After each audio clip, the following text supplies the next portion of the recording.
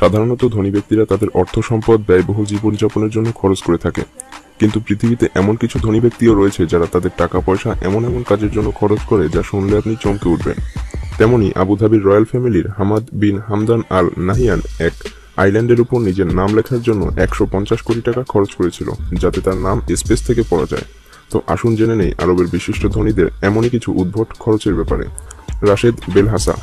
যখন আপনি ছোট ছিলেন তখন হয়তো আপনি আপনার পছন্দের হিরো অথবা হিরোইনের সঙ্গে দেখা করার স্বপ্ন দেখতেন, কিন্তু এখন আপনি জানেন সেগুলো ছিল শুধুমাত্রই ছেলে মানুষের কিছু শখ যা পূরণ হবার নয়, কারণ সেগুলো শুধুমাত্র স্বপ্নই ছিল। কিন্তু কিছু স্মার্ট বাচ্চা এমন হয়ে থাকে যারা নিজের স্বপ্ন পূরণ করতে পারে। আমরা কথা বলছি দুবাইতে বাসকৃত রাশেদ বেলহাসার সম্পর্কে। 14 বছর বয়সেই রাশেদ পুরো পৃথিবীতে ফেমাস হয়ে গিয়েছে। সালমান, শাহরুখ থেকে শুরু করে রোনাল্ডো আর জ্যাকি চ্যানকে পর্যন্ত রাশেদের সঙ্গে দেখা করার জন্য অ্যাপয়েন্টমেন্টের দরকার হয়। রাশেদ বেলহাসা তার লাক্সারিয়াস লাইফস্টাইলের জন্য অনেক বিখ্যাত। রাশেদের বাড়িতে থাকা চিড়িয়াখানায় বাঘ, সিংহ, রয়্যাল বেঙ্গল টাইগার, এমনকি আফ্রিকান সিংহ পর্যন্ত রয়েছে।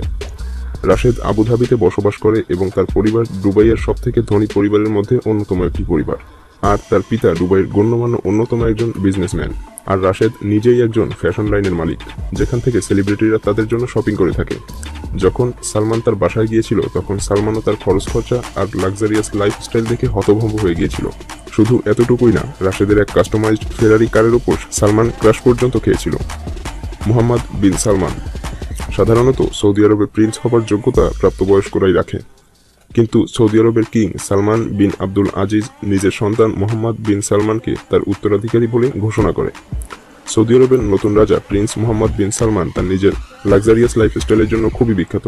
তার রয়্যাল লাইফস্টাইলের নমুনা এটা যে তিনি তার এক বার্থডে পার্টিতে এক রাতে 64 কোটি টাকা খরচ করেছিলেন। কিং সালমান তখন আলোচনায় এসেছিলেন যখন তিনি অ্যাক্ট্রেস কিম কার্দাশিয়ানকে তার সঙ্গে এক রাত কাটানোর অফার দিয়েছিলেন, আর পরিবর্তে কিং তাকে 80 কোটি টাকা অফার করেছিলেন। কিন্তু পরবর্তীতে যে সাংবাদিককে খবরটি প্রকাশ করেছিলেন তিনি আবার এটা প্রকাশ করেন যে তিনি ভুল খবর প্রচার করেছিলেন, কিন্তু ভেতরের সত্য আসলে কি তা প্রিন্সই একমাত্র বলতে পারবে। পুলিশের দামি গাড়ি। যখন কথা ওঠে বিদেশি গাড়ি নিয়ে তখন দুবাইয়ের সাথে কারো তুলনা করা চলে না। দুবাই পুলিশ ডিপার্টমেন্টের ব্যবহারকৃত গাড়িগুলো অবশ্যই বিদেশি, আর যাদের বাজেট লাখ টাকার উপরে, যার মধ্যে রয়েছে ল্যাম্বরগিনি, ফেরারি আর BMW। এই ধরনের লাক্সারিয়াস লাইফস্টাইলই পার করে দুবাইয়ের মানুষজন। তো বন্ধুরা, আমাদের আজকের আয়োজন এ পর্যন্তই ছিল।